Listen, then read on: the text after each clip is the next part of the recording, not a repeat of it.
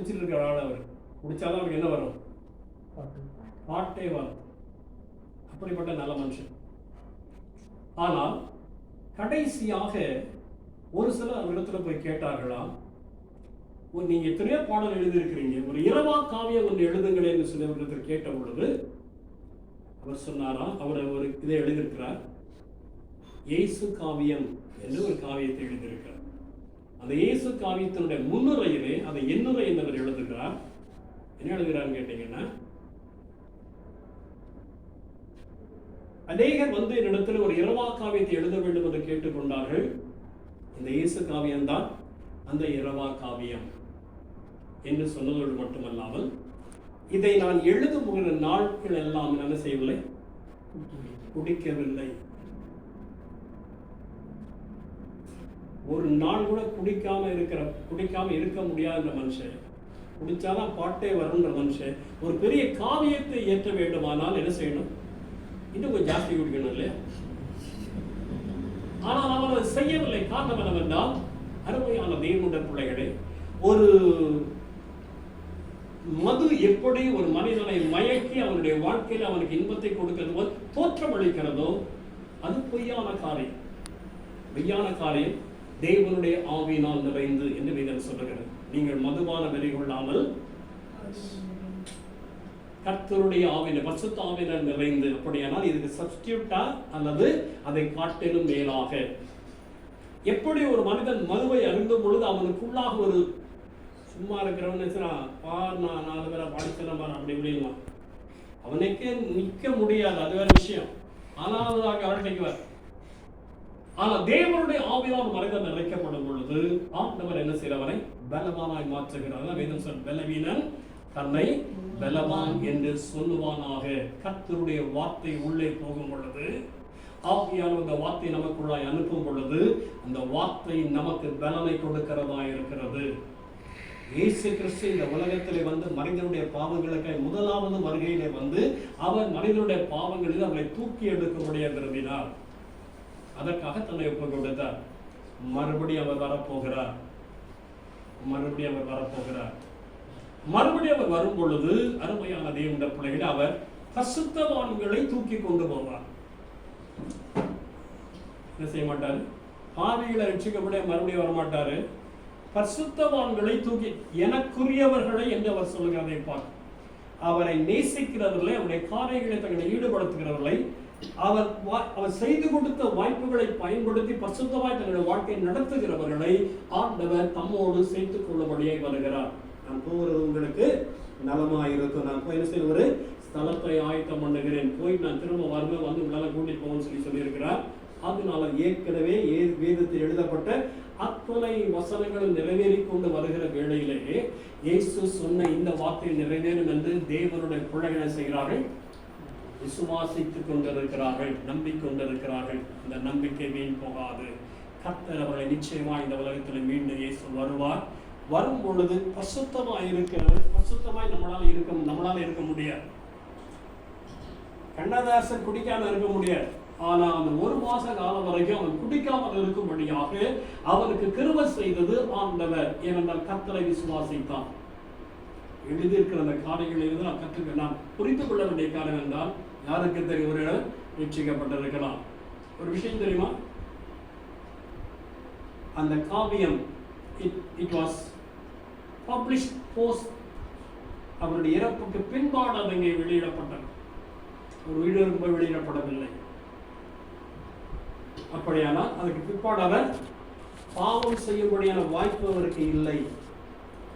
தேவன் அவரை பரிசுத்தப்படுத்தி அவரை எடுத்துக்கொண்டார்.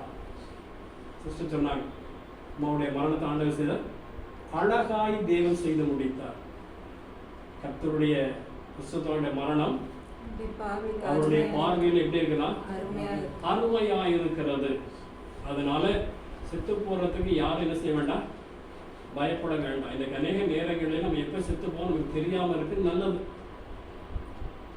தெரிஞ்ச என்ன செய்வோம், அதுக்கு முன்னாடி செத்து போக கூடாது. வேற ஒன்று இந்த பயத்திலே செத்து போயிடும்.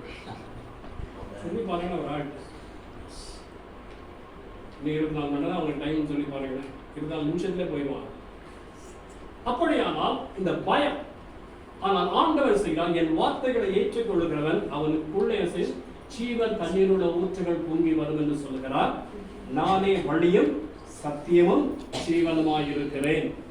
என்னை விசுவாசிக்கிறவன் மரித்தாலும் பிழைப்பான். அருமையானவர்களே, வேதத்திலே இயேசுநாதர் இந்த உலகத்தை சரிந்து நடமாடி கொண்டிருந்த நாட்களிலே 2-3 இடங்களில் சில மரித்த சம்பவங்கள் நடைபெறுகிறது. அதை குறித்து ஆண்டவர் என்ன சொல்கிறார்? நித்திரையா இருக்கிறார்கள் என்று சொல்லுகிறதை பார்க்கிறோம். என்ன சொல்றாரு? எவனுடைய மகள் இறந்து போனப்போ நித்திரையா இருக்கிறாள். வாலிபனை செத்து போய் 24 நேரம் கழிச்சு அவனுக்கு பாடையில தூக்கிட்டு வர்றாங்க. நித்திரையா இருக்கிறான், அவனை எழுப்பவே இல்லை. லாசரு செத்து போய் அடக்கமே பண்ணியாச்சு, 4 நாள் ஆச்சு. அவன் நித்திரையா இருக்கிறான். ஆண்டவர் பயன்படுத்துகிற வார்த்தை மரித்து போனான்னு பயன்படுத்தவில்லை. ஆனால் அதே சமயத்திலே இயேசுநாதர் ஓமையை அங்கே சொல்லுகிறார். அதில் ஒரு மனிதனுக்கு 2 குமாரர்கள் இருந்தால், இளைய குமாரன் தன்னுடைய தகப்பனிடத்திலிருந்து சொத்துக்களை எல்லாம் பிரிச்சுட்டு போய் தான் மனமான இஷ்டத்தில் வாழ்ந்து கிழ்ந்து எல்லாம் செய்து பண்ணி கிடையாது ஒண்ணுமெல்லாம் போய் திரும்ப அவன் வருகிறான். அப்பொழுது தகப்பன் என்ன சொல்ல என்றால், இவனோ மரித்தான், திரும்ப உயிர்த்தான். அப்படியான பாவத்தில் மறைத்து போகிற காரியம் ஒன்றுதான் மறைத்து போகிறது. ஆண்டவருடைய டிக்ஷனரியிலே, ஆண்டவர் அகராதியிலே ஒருவன் மறைத்து போகிறான் என்றால் அவன் பாவத்தில் மறைத்து, ஒன்ஸ் ஃபார் ஆல் டூம். அந்த நிலைமை இங்கே இருக்கிற ஒருவருக்கு வராது இருக்கும்படியாக ஆண்டவரை நான் வேண்டிக் கொள்ளுகிறேன். கர்த்தர் உங்களுக்கு அந்த கருதைகளை கொடுப்பாராக. ஒரு நபர் இப்படி சொல்லுகிறார், நான் மட்டும் எருசலேமில் பிறந்திருந்தால் என் கையை வெட்டி அதில் இருக்க ரத்தத்தை வச்சு அல்ல, என் காலை வெட்டி அதில் வர ரத்தத்தை வச்சு அல்ல, என் இருதயத்தை குத்தி அதிலிருந்து வருகிற ரத்தத்தை எடுத்து இயேசுநாதருடைய பாதத்தை கழுவுவேன் என்று சொல்கிறார். யார் தெரியுமா? சுவாமி விவேகானந்தா. ஐயா, நான் சொன்னா பரவாயில்ல, செயின்ட் பீட்டர் சொன்னா பரவாயில்ல, அல்லது வேறு யாராவது கிறிஸ்தவ மகத்துமாக்களோ அல்லது சயின்ஸோ சொல்லியிருந்தா பரவாயில்ல. யார் சொல்றது? சுவாமி விவேகானந்தா என்று சொல்லி இந்துக்களால் மிக போற்றப்படுகிற நபர் சொல்லுகிறார். அவங்களுக்கு சத்தியம் தெரியுது, அதனால சொல்றாங்க. இடையில சில வார்த்தைகள் ஊற்றிட்டு போயிடுறாங்க, அவ்வளவுதான். நமக்கு தெரிஞ்சாலும் தெரியாட்டாலும் செய்யறத அல்ல தட்டி விடுகிறோம். ஆலோசனைகளை அல்ல தட்டி விட்டால் சில நேரங்கள் செய்யாது, மறுபடியும் அந்த காரியங்கள் நமக்கு கிடைக்காது. ஆனபடினாலே இன்றைக்கு ரட்சணிய நாள், இன்றைக்கு அனுக்கிரக காலம். தேவனுடைய சமூகத்திலே நாம் நித்திரையா இருப்போமானால் பிரச்சனையில் ஆண்டவர் உயிரோடு செய்வார், எழுப்பிடுவார். மரித்து போனாதான் பிரச்சனை. அக்கிரமங்களிலும் பாவங்களிலும் மரித்தவர்களாயிருந்த உங்களை உயிர்ப்பித்து உன்னதங்களில் அவரோடு உட்கார செய்திருக்கிறார். நீங்களும் நானும் தெய்வ சமூகத்தில் ஆண்டவரை, நான் ஒரு பாவி, என் பாவத்தை மன்னியும், எனக்காக இந்த கிருபையில் நீர் எனக்கு தாரும் என்று சில இடத்துல கேட்கும் பொழுது கர்த்தர் சிறந்த பாவத்தை மன்னித்து நமக்கு விமோச்சனம் கொடுக்கிறார். நாம் பரலோகத்தின் பிள்ளைகளாகும்படியை செய்கிறார். This includes both the Christians and the non-Christians. கிறிஸ்தவர்களாக இருந்தாலும் சரி, கிறிஸ்தவர்கள் அல்லாதவர்களாக இருந்தாலும் சரி, எல்லாருக்கும் ஒரே சட்டம்தான். அதனாலே கிறிஸ்தவ பிள்ளைகளுக்கு ஒரு பாக்கியம் என்னவென்றால், அவர்கள் அறிந்து கொள்ளக்கூடிய வாய்ப்பை அதிகமாய் பெற்றிருக்கிறார்கள். இது சொல்லுகிற, எவனிடத்தில் அதிகமாய் கொடுக்கப்பட்டதோ அவனிடத்தில் அதிகமாய் கேட்கப்படும். ஆக நாம் ரொம்ப ஜாக்கிரதையாய் இருக்கும்படியாய் கர்த்தர் கிருபை செய்வாராக. ஒரு பாடல் 2 வரியை பாடி முடிக்க விரும்புகிறேன். எதை நினைத்தும் நீ கலங்காதே, இம்மானுவேலன் துணை இருக்க. எதை நினைத்தும் நீ கலங்காதே, இம்மானுவேலன் துணை இருக்க. உன்னை நினைத்து அவர் ஒரு கையிலே, என்ன நினைத்து வீணாய் பதறுகிறாய். உன்னை நினைத்து அவர் ஒரு கையிலே, என்ன நினைத்து வீணாய் பதறுகிறாய். வெறுப்பாரோ உன்னை மறப்பாரோ, தீமை பொறுப்பாரோ, நலம் தர மறுப்பாரோ, வெறுப்பாரோ. உன்னை மறப்பாரோ, தீமை பொறுப்பாரோ, நலம் தர மறுப்பாரோ. எதை நினைத்தும் நீ கலங்காதே, இம்மானுவேலன் துணை இருக்க. உள்ளம் கையில் உன்னை வரைந்திருக்க, உன் உருவம் அவர் அறிந்திருக்க. உள்ளம் கையில் உன்னை வரைந்திருக்க, உன் உருவம் அவர் அறிந்திருக்க. உன் தலைமுடியும் எண்ணியிருக்க, உன் காலங்கள் அவர் கரமிருக்க. உன் தலைமுடியும் எண்ணியிருக்க, உன் காலங்கள் அவர் கரமிருக்க. வெறுப்பாரோ, உன்னை மறப்பாரோ, தீமை பொறுப்பாரோ, நலம் தர மறுப்பாரோ. வெறுப்பாரோ, உன்னை மறப்பாரோ, தீமை பொறுப்பாரோ, நலம் தர மறுப்பாரோ. உன்னதம் உன்னக்காய் துறந்திருக்க, தன்னலம் யாவும் வெறுத்திருக்க. உன்னதம் உன்னக்காய் துறந்திருக்க, தன்னலம் யாவும் வெறுத்திருக்க. முள்முடி உனக்காய் சூண்டிருக்க, வாசை சொல் கசை அடி சகித்திருக்க. முள்முடி உனக்காய் சூண்டிருக்க, வாசை சொல் கசை அடி சகித்திருக்க. வெறுப்பாரோ, உன்னை மறப்பாரோ, தீமை பொறுப்பாரோ, நலம் தர மறுப்பாரோ. வெறுப்பாரோ, உன்னை மறப்பாரோ, தீமை பொறுப்பாரோ, நலம் தர மறுப்பாரோ. எதை நினைத்தும் நீ கலங்காதே, இம்மானுவேலன் துணை இருக்க.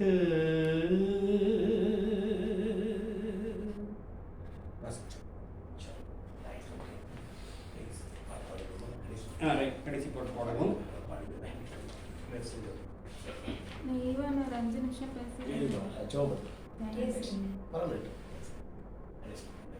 ஸ்தோத்திரம் இயேசுநாதா என்றதான பாடலை சேர்ந்து பாடலாம். சேர்ந்து பாடுங்க. ஸ்தோத்திரம் இயேசுநாதா உமக்கென்று ஸ்தோத்திரம். சரி,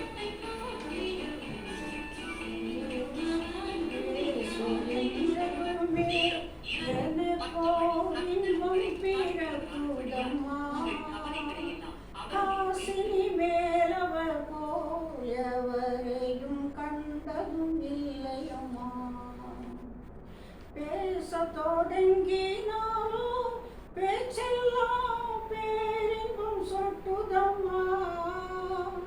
பார்க்க தொடங்கினாலோ பார்வை எல்லாம் பாவியின் மேலையம்மா. இயேசு என்றதுமே எனக்கோ இன்பம் பிறக்குதம்மா. காசினி மேலவர் போல் எவரையும் கண்டதும் இல்லையம்மா. குஷ்டரோகி அவனை கையினால் கூசாமல் தொட்டாரம்மா. குஷ்டரோகி அவனை கையினால் கூசாமல் தொட்டாரம்மா. கஷ்டப்படுவோரை கண்டதும் கண்ணீரும் விட்டாரம்மா. கஷ்டப்படுவோரை கண்டதும் கண்ணீரும் விட்டாரம்மா. இயேசு என்றதுமே எனக்கோ இன்பம் பிறக்குதம்மா. காசினி மேலவர் போயவரையும் கண்டதும் இல்லையம்மா.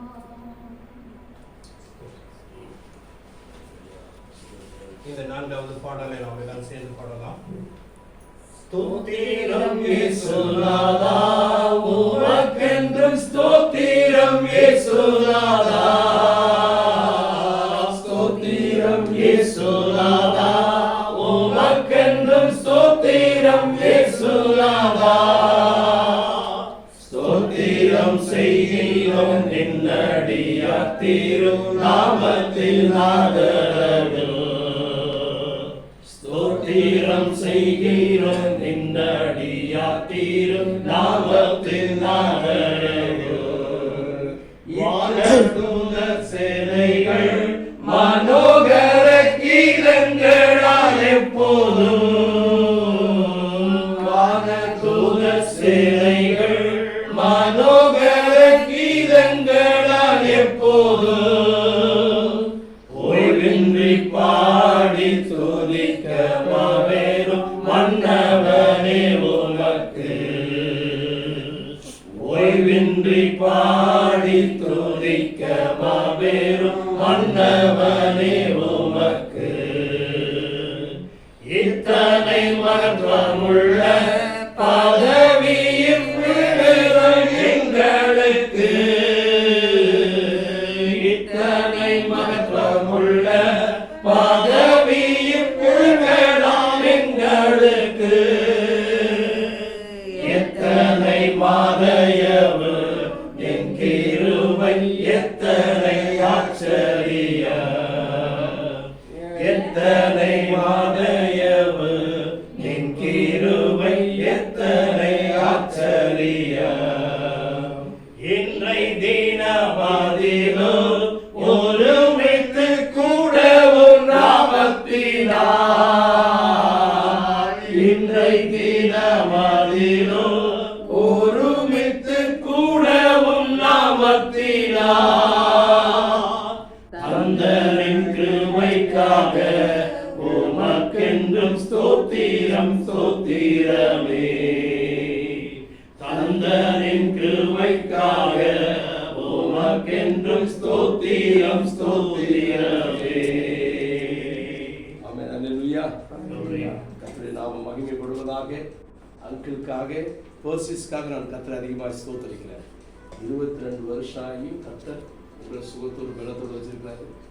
ஒரு காரியம் என்னன்னா, மனுஷனுக்கு இருக்கிற குணாதிசயத்தில் ஒரு குணாதிசயம், நல்ல ஒரு குணாதிசயம் என்னன்னா நன்றி செலுத்துகிற குணாதிசயம். எப்பொழுதும் நாம் ஆண்டவர்கிட்ட இருக்கோம், நன்றி உள்ளவர்களாக இருக்க வேண்டும். மனிதர்களிடத்தையும் நாம் எப்படி இருக்கணும்?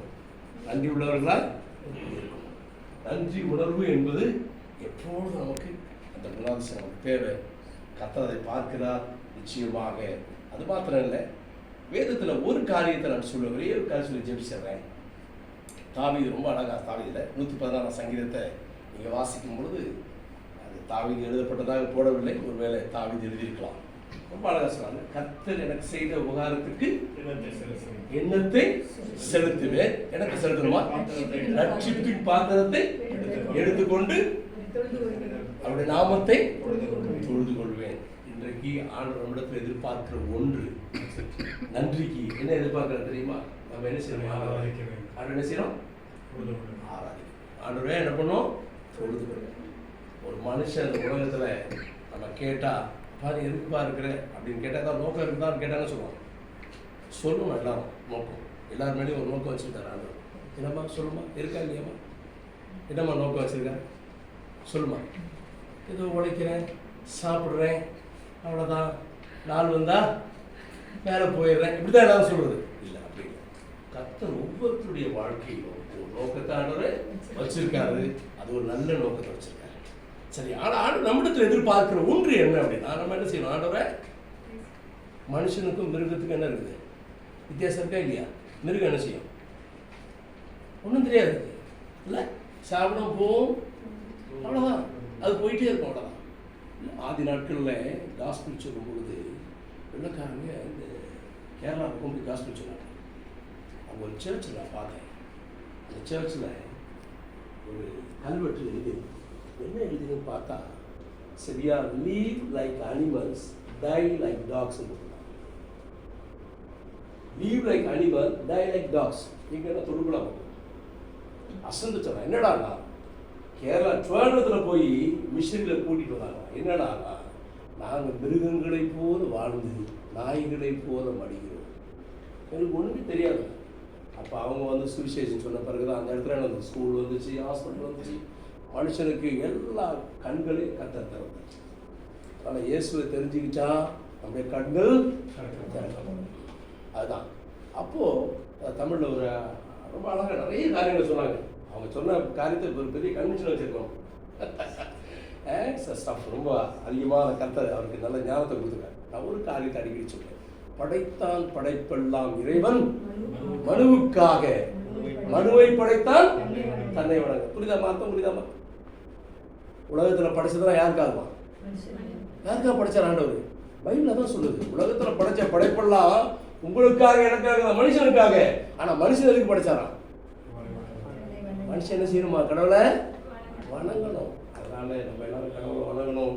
இந்த நாளில் ரொம்ப அழகாக இந்த கூடுகையை சேர்த்துருக்குறீங்க. இப்படி அடிக்கடி சேர்த்துருக்கேன். நாட்டுக்கு சுவிசேஷம் சொல்லுங்கள். கர்த்தர் கடைசி நாட்களில் கர்த்தருக்காக செய்கிற காரியம் தான். ஆமென்.